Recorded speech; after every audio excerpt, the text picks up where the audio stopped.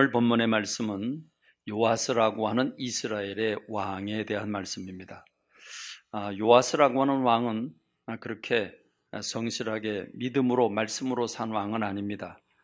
그에 대한 평가는 지금 열왕기하 초반 부분에서 말씀하고 있습니다. 이스라엘의 여로보암이라고 하는 우상 숭배를 한 아주 악한 왕이 있는데 그 왕의 뒤를 따라서 그 역시 우상 숭배를 한 왕이다, 이렇게 얘기를 해줍니다. 이 요아스라고 하는 왕에게 한 가지 소식이 들려옵니다. 그것은 엘리사라고 하는 하나님의 종 선지자가 이제 나이가 들어서 자기의 소임을 다하고 병들어 죽을 때가 됐다고 하는, 그래서 병들어 누웠다, 죽을 때가 됐다, 죽을 때가 가까워졌다, 이렇게 소식을 듣습니다. 그 소식을 듣고 왕이 달려갑니다. 그래서 엘리사를 바라보고 눈물을 철철 흘리면서 내 아버지여, 내 아버지여, 이스라엘의 병거와 마병이여, 이렇게 외치면서 그 눈물 흘리면서 웁니다. 우리는 이 요아스라고는 왕인데, 한나라 왕인데, 이 한나라의 왕이 왜 선지자를 보고서 내 아버지여라고 말했을까? 자기 아버지가 아닌데 왜 내 아버지여라고 했을까? 이 아버지라고 하는 의미는 물론 아버지가 술 먹고 아이들 때려주고 뭐 이제 이런 아빠도 있겠습니다만은, 우리가 생각하는 아버지라고 하는 상은 정말 세상에 나가서 돈 벌어서 가정을 먹여 살리고 그리고 울타리를 쳐주는 보호자와 같은 분이 아버지 역할입니다. 그렇습니다. 아버지, 선한 아버지, 그 울타리 쳐주는 아버지, 기대고 싶은 아버지, 그런 아버지죠. 그러니까 지금 요아스라고 하는 왕에게 있어서 선지자 엘리사라고 하는 사람의 위치가, 존재가 그렇게 이 나라를 보호하고 이 나라를 지켜주는 그런 의미가 엘리사 선지자에게 있었다는 것이죠. 그것을 우리는 이스라엘의 병거와 마병이여라고 하는 표현을 통해서 우리가 알 수 있습니다. 이스라엘의 병거와 마병이다. 자, 병거, 마병, 그럼 이것은 군대를 상징하죠. 왜 엘리사라고 하는 선지자를 가리켜서 요아스라는 왕은 이스라엘의 군대다, 이렇게 표현을 했을까? 이스라엘의 병거와 마병이다, 군대란 얘기인데 왜 선지자를 군대라고 표현했을까? 그렇습니다. 성경을 보면 선지자 한 사람의 역할은 대단히 중요한 역할을 합니다. 선지자는 하나님과 영적 소통을 하는 사람입니다. 그래서 영적인 눈이 열려서 하나님의 계획을 알고 하나님과 소통하는 사람이기 때문에 전쟁이 일어나고 나라가 위기에 빠지면 그 문제를 놓고 하나님 앞에 간구하고, 그래서 나라가 그 위기에서 벗어나고 전쟁에서 승리를 가져오도록 돕는 역할을 하는 사람이 이 선지자입니다. 그래서 선지자가 정말 하나님과 소통하고 하나님과의 관계를 깊이 나누게 될 때 선지자 한 사람의 그 영향력이라고 하는 대단히 지대합니다. 엘리사 같은 경우를 보면 지금까지 여러 왕들을 섬겨왔는데 그 중에 이제 마지막 왕이 요아스인데, 이 엘리사 같은 경우에 나라의 버팀목이 됩니다. 아람이라고 하는 나라가 지금 이스라엘의 숙적입니다. 이 아람이라고 하는 나라가 그 시대에 지금 요아스 왕 때 상당히 강력한 국가로 무상을 하고 그 국가가 계속해서 이스라엘을 괴롭힙니다. 자, 이 아람 왕은 전략을 세웁니다. 저 이스라엘 무너뜨리기 위해서는 왕을 없애야 되겠다. 그래서 왕을 죽이기 위해서 스파이를 보냅니다. 정탐꾼을 보내서 왕이 언제 어느 길로 가는지, 왕이 어떤 행사가 있어서 어디로 가는지 그 동선을 파악하고, 그래서 정탐꾼을 숨겨놓고 함정을 파놓고 유인을 하거나 대기하고 있다가 사람을 죽이려고 계획을 세웁니다. 그런데 분명히 정보를 듣고 준비를 하는데 하다가 보면 이스라엘 왕이 거길 오지 않습니다. 계획을 바꿉니다. 안 옵니다. 또 전략을 세우고 또 전략을 세우고 또 전략을 세워보지만 번번이 이스라엘 왕은 자기네 그물에 걸려들지 않습니다. 그래서 나중에 아람 왕이 화를 냅니다. 도대체 우리 신하들 가운데 누가 스파이냐? 누가 이스라엘 왕에게 우리의 정보를 빼다 주는 거냐? 우리의 정보를 알기 전에 어떻게 저렇게 이스라엘 왕이 우리 그물망을 벗어날 수 있는 거냐? 도저히 이해가 안 된다. 누구냐 도대체, 색출해라. 이렇게 되니까 신하 중에 한 사람이 얘기를 합니다. 왕이요, 이스라엘에는 엘리사라고 하는 선지자가 있는데 그가 영적인 눈이 밝아서 왕이 침실에서 두세 사람과 더불어 비밀리에 계획을 세운다고 할지라도 그거 그 선지자 다 할 겁니다. 그러니까 그 선지자 때문에 일이 막히는 겁니다. 그랬더니 왕이 그러냐? 그 한 사람이냐? 그 한 사람이 문제가 되냐? 그러면 그 한 사람 죽이면 되지. 그게 뭘 문제냐? 그러면 그 선지자 어디냐? 도단이라고 하는 성에 있습니다. 그래서 그 밤에 급파를 합니다. 사람들을 군인을 모집을 해가지고 군대를 보냅니다. 그래서 조그만 성, 도단이라고 하는 성을 완전히 뺑 돌려 포위를 합니다. 아침에 자고 일어났는데 그 엘리사의 종이 먼저 일어납니다. 일어나서 보니까 성 밖에 웬일입니까? 아람 군대가 완전히 자기네 성을 포위하고 있는 거 아니겠습니까? 그래서 엘리사에게 달려갑니다. 선생님, 이제 우리 죽었습니다. 큰일 났습니다. 우리 끝났습니다. 왜 그러냐 보니까 아람 군대가 성을 완전히 둘러싸고 있는 거죠. 그때 엘리사가 하나님 앞에 기도합니다. 하나님, 저 종의 눈을 열게 해 주옵소서. 그래서 영의 눈이 열리고 보니까 아람 군대 뒤에 불말과 또 불병거로 가득한 천사들의 군대가 완전히 삥 돌려 있는 거 아니겠습니까?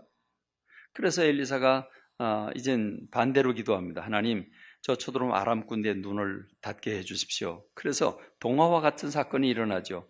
찾아온 사람들이 모두 소경이 됩니다. 모두 눈이 가려집니다. 그래서 여기는 당신들이 있을 길이 아니다. 따라와라. 그래서 사마리아 저 광야 항복판으로 보내서 먹을 걸 다 공개해 주면서 다시는 쳐들어오지 마라. 그리고 보냅니다.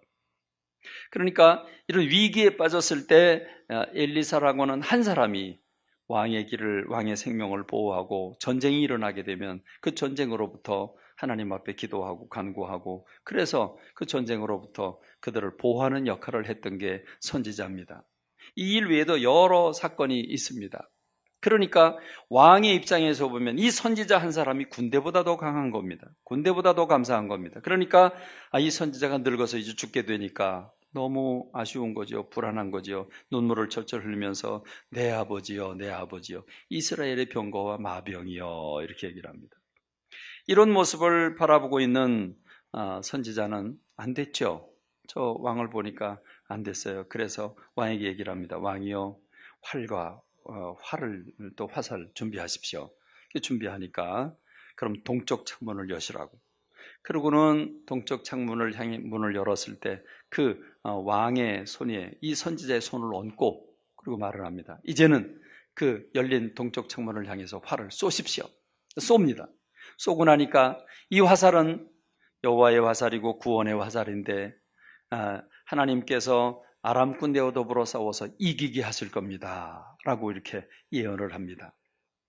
자, 그러고 났더니 선지자가 다시 얘기를 합니다. 이번에는 화살을 손에 두소서 그럽니다.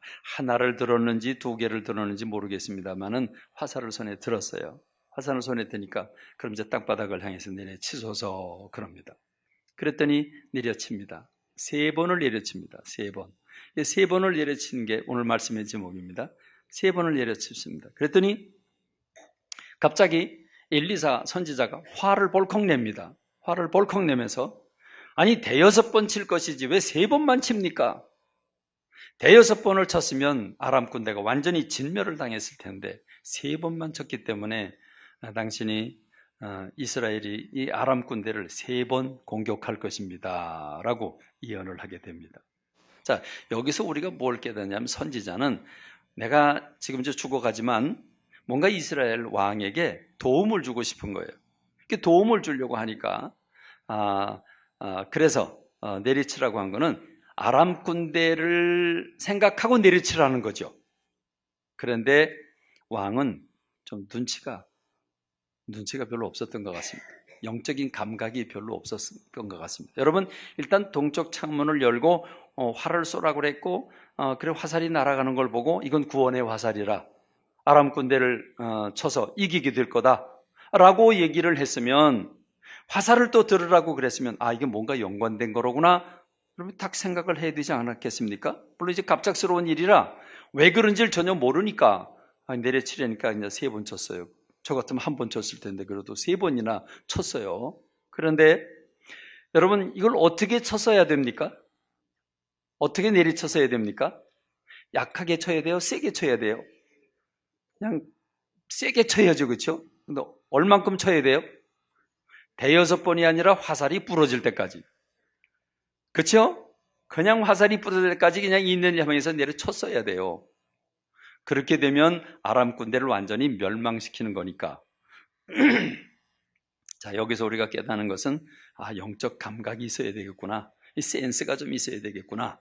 그리고 내려치라고 할 때 믿음을 가지고 확실하게 내려쳤어야 되는데 믿음 없이 따라 하려니까 그냥 치려니까 치고 하려니까 하고 이런 것이 아니냐. 이 요아스라고 하는 사람은 실제로 믿음이 없었습니다. 우상 숭배한 사람입니다. 그러나 선지자가 살아있고 선지자가 깨어있어 선지자 때문에 나라가 평안했는데 이 선지자가 죽게 되는 거 아닙니까? 그러니까 선지자가 마지막으로 선물을 주고 싶어서 얘기를 했는데 큰 믿음을 가지고 정말 믿음으로 대여섯 번 내리치고 이 화살이 막 부러졌다. 여러분 이렇게 되면 되는 건데 그러지는 못했습니다. 그래서 세 번만 내리쳤다라고 하는 겁니다. 여러분 믿음이라는 게 무엇입니까? 히브리서 11장 1절의 말씀을 보면 믿음이라고 하는 것 정의를 내렸죠. 믿음은 바라는 것들의 실상이라고 그랬습니다. 실상이라고 하는 실제의 모양이죠. 그러니까 아직 갖지 않았어요. 아주 소유하지 못했어요. 그런데 믿음은 내가 바라는 것들이 실제로 이루어진 것을 보고 있는, 그리고 보이지 않는 것들의 증거라고 그랬습니다. 보이지 않아요. 그런데 그걸 증거를 하고 있어요. 증거. 그럼 이건 무슨 말입니까? 그만큼 확신이 넘친다는 말이죠. 오늘 저와 여러분의 믿음을 살펴봅시다. 될 만한 걸 믿으면 믿음이 아닙니다. 상식적으로 2 더하기 2로 4이라고 하는 걸 믿는 건 믿음이 아닙니다. 그건 과학이죠. 그건 믿음이 아니죠. 믿음이란 무엇입니까? 보이지 않아도 보는 것처럼 믿는 겁니다. 보이지 않아도 이미 가진 것처럼 생각하고 있는 게 믿음입니다. 그렇습니다. 하나님이 주신다고 할 때 하나님의 역사하심을 내가 미리 바라보고 그것을 굳게 믿고 철석같이 믿고 의심하지 않는 것을 믿음이라고 말합니다. 또 오늘 저와 여러분들은 상식에 의존해서 과학에 의존해서 산수에 의지해서 계산해보고 될 것 같으면 믿는다. 그럼 그건 믿음이 아니죠. 그건 믿음이 아닙니다. 여러분 혈루증 걸려서 혈루병에 걸려서 10여 년 동안 정말 의사라는 의사를 다 찾아가도 고치지 못했습니다. 예수님께서 오셨습니다. 그때 이 여인은 많은 사람들이 예수님 밀고 밀리면서 예수님 따라가고 있는 상황에서 여인은 예수님의 옷자락을 만지기만 해도 병이 낫겠다고 한 믿음을 가집니다. 그래서 믿음을 가지고 옷자락을 만집니다. 여러분 그럴 때 예수님 당신의 능력이 빠져나가는 걸 느끼시죠. 그래서 뒤를 바라보고 누가 내 옷에 손을 댔냐고 묻습니다. 그러자 베드로가 그렇게 말합니다. 예수님 지금 정신 나갔지요. 지금 이렇게 얼마나 많은 사람들이 밀리고 밀치는데 그 옷자락 만졌다고 그걸 얘기합니까? 그랬더니 예수님이 아니다. 내게서 능력이 나갔다. 그래서 그 여인이 고백을 하죠. 제가 그랬다고. 그래 내 믿음대로 될지어다 하셨습니다. 그렇습니다. 오늘 우리에게 믿음이 있길 간절히 소원합니다. 이 믿음이 있길 간절히 소원합니다. 여러분 성경에 보면 신명기 1장에 이스라엘 백성들을 완벽한 모델로 소개하고 있습니다. 이스라엘 백성들은 이집트에서 종살이하고 있습니다. 노예살이하고 있습니다. 노예나 종이라고 하는 게 자유가 없죠. 돈 번다고 뭐 하집니까? 그리고 미래가 있습니까? 그들에겐 희망이 없습니다. 즐거움이 없습니다. 노예입니다. 남을 위해서 온몸을 혹사시키고 있는 인간 이하의 삶을 살고 있는 종입니다. 그런 종과 노예의 삶을 살고 있는 이스라엘 백성들을 하나님은 그들을 불러서 젖과 꿀이 흐르는 가나안 땅, 거긴 자유의 세계요, 거기에는 젖이 흐르고 꿀이 흐르는, 다시 말하면 행복의 동산으로 인간답게 살아가라고, 행복하게 살아가라고 내가 늘 해방시켜 주겠다고 약속을 하셨고, 그리고 놀라운 역사들이 일어납니다. 그래서 마른 땅처럼 홍해바다를 건너갔고, 그래서 광야에 왔습니다. 그리고 거기서 하나님의 사람으로 살아갈 하나님의 말씀, 율법을 받고 십계명을 받고, 그리고 하나님께 예배드릴 성막, 교회를 건축을 하고, 그리고 나서 이제 준비가 됐으니까 가나안 복지를 향해서 가자. 그리고 진군, 행진, 나팔 소리가 울려 퍼집니다. 나팔이 빵 울릴 때 여러분 그들의 가슴이 얼마나 흥분했을까요? 그들은 그 나팔 소리와 함께 구름 기둥이 뜨고 그리고 그 밑에 법궤가 앞에 가고 그 법궤를 따라가면서 구름 기둥을 바라보면서 한 걸음 한 걸음 걷는 그들의 걸음은 얼마나 가벼웠을까요? 얼마나 기대에 찼을까요? 그렇습니다. 그리고 단지 열 하루 만에 가나안 땅 변방에 도착을 합니다. 목적지에 온 것입니다. 그곳 이름을 성경은 가데스 바네아라고 말합니다. 이 가데스 바네아라고 하는 곳에 도착을 합니다. 도착을 한 그 상태, 여러분 아직도 그 기대감이 따끈따끈하고 아직도 흥분이 가라앉지 않은, 여러분 지금 시내산까지 오는데 3개월 걸렸는데 지금 이 목적지 오는데 열 하루밖에 안 걸렸습니다. 금방 온 거죠. 이제 목적지에 왔습니다. 이제 울타리만 넘어서면, 경계선만 넘어서면 젖과 꿀은 가나안 땅입니다. 여러분 빨리 들어가고 보고 싶지 않으세요? 빨리 가고 싶지 않으세요? 빨리 그 땅 밟고 싶지 않으세요? 그렇습니다. 그때 주님은 명령하십니다. 신명기 1장 20절로 21절의 말씀을 보니까, 신명기 1장 20절로 21절에 보니까 모세가 얘기를 합니다. 내가 너에게 이르기를 우리 하나님 여호와께서 우리에게 주신 아모리 족속의 산지에 너희가 이르렀으니 너희 하나님 여호와께서 이 땅을 너희 앞에 두셨은즉 너희 조상의 하나님 여호와께서 너희에게 이르신 대로, 하나님이 말씀하신 대로 올라가서 차지해라. 올라가서 차지해라. 두려워하지 말라. 주저하지 말라. 여러분 올라가서 차지해라 하는 이 얘기를, 이제 목적지까지 왔고 이 경계선만 넘어가면 젖과 꿀이는 땅입니다.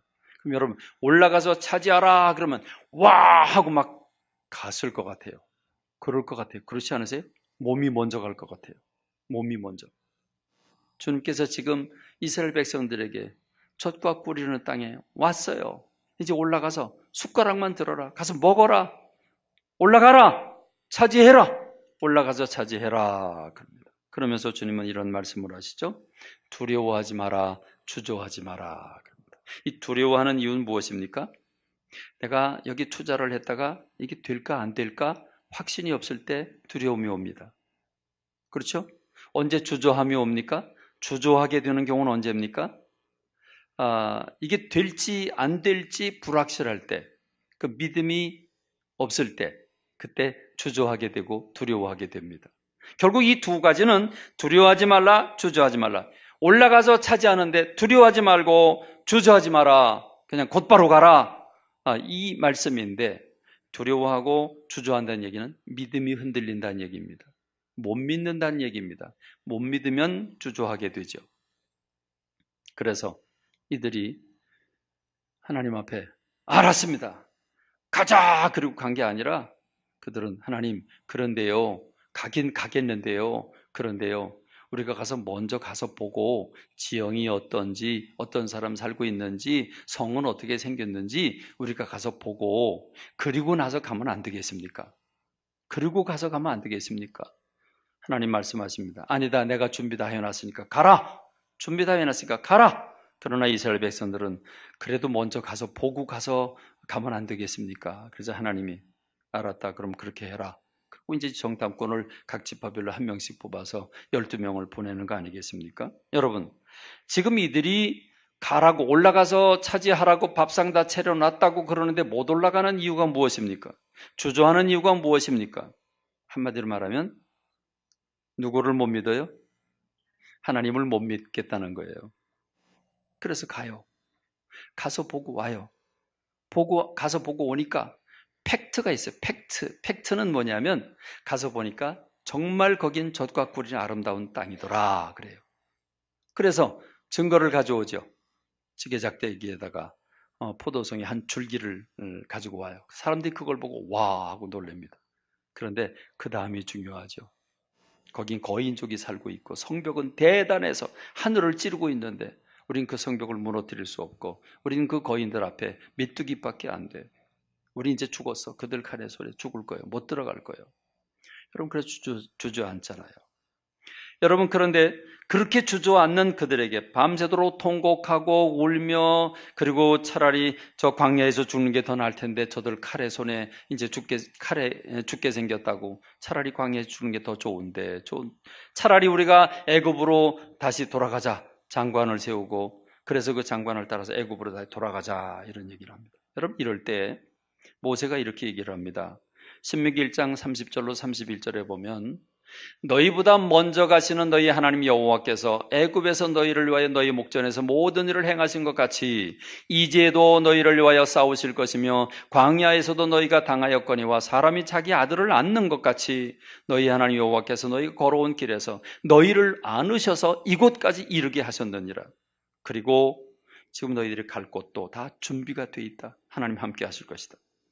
여러분 지금 모세가 뭘 얘기합니까? 너희보다 먼저 가시는 하나님을 얘기합니다. 하나님 우리보다 먼저 가셔서 모든 막혀있는 것들을 풀어놓게 하시고 모든 적들을 터놓게 하시고 모든 걸 준비하고 하신 다음에 우리들로 가서 취하기만 하면 되도록 가서 먹기만 하면 되도록 하나님 역사하시는 분인 줄로 믿습니다. 할렐루야. 그렇습니다. 모세가 이렇게까지 얘기를 합니다. 너희보다 먼저 가신 하나님이 먼저 준비를 다 해놓고 올라가서 취하라고 하는 거니까 가라 말합니다. 여러분 그런데 신명기 1장 32절에 보면 가슴 아프게도 이 일에 너희가 너희 하나님 여호와를 믿지 아니하였도다 이렇게 성경은 보고하고 있습니다. 그래 지금 신명기 1장인데 신명기 1장은 출애굽한 1세대 60만 명이 다 죽고 2세가 이 말씀을 듣고 있는 겁니다. 너희 부모들이 왜 다 저 광야에서 죽었지? 광야에서 차라리 죽는 게 좋다고 말했기 때문이다. 그 믿음 때문에 그들은 광야에서 죽었다고 말합니다. 그렇습니다. 여러분 여기서 믿음의 사람은 어떤 시각을 가집니까? 믿음의 시각은 지금 저들이 장대한 성벽을 가지고 있고 어마어마한 거인이 있느냐? 그게 문제가 아니고 내게 지금 돈이 있냐 없냐, 내게 지금 능력이 있냐 없냐, 내가 지금 몇 살이냐, 내가 지금 뭐 할 수 있느냐 상황을 보는 게 아니고 하나님이 내게 주실 건가 안 주실 건가, 주님 하나님께서 내게 주시려고 계획을 세우셨나 안 세우셨나, 주님 나에게 주실 건가 안 주실 건가, 그게 중요한 거라고 하는 거예요. 하나님이 주실 계획이 없는데 내가 뭔가 일을 막 벌리게 되면 망하죠. 안 됩니다. 주님이 주실 때 우리가 해야 되는 줄로 믿습니다.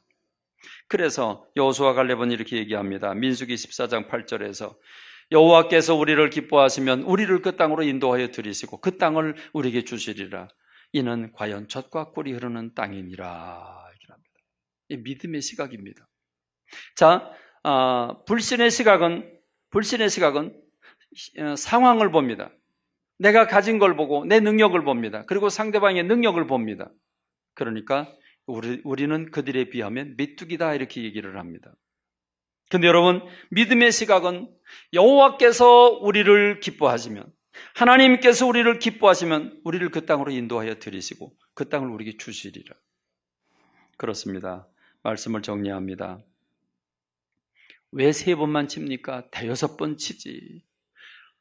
왜 3번만 칩니까? 믿음과 그 믿음을 바탕으로 한 열정이면 막을 자가 없는 줄로 믿습니다. 입을 크게 열어라 내가 채우리라. 새둥지에 있는 어린 새끼들이 입을 크게 벌리는 것처럼 주님께 벌려야 되는 줄로 믿습니다. 믿음은 기적을 일으키는 원동력입니다. 백부장은 말씀만 하옵소서. 혈루증 결린 여인은 옷자락만 만져도 낫겠다고 한 믿음을 가졌습니다. 가난한 여인은 개들도 주인의 상에서 떨어진 부스러기를 먹는다고 부스러기라도 달라고 고백합니다. 여호와께서 우리를 기뻐하시면, 하나님이 우리에게 주시려고 계획을 세우셨으면 우리가 받을 수 있다고 한 믿음을 가지고 여호수아 갈렙은 들어갑니다. 그래서 60만 명은 다 광야에서 죽었지만 여호수아 갈렙은 마침내 그 가나안 땅을 밟게 된 줄로 믿습니다. 올라가서 차지하십시다. 올라가서 차지하십시다.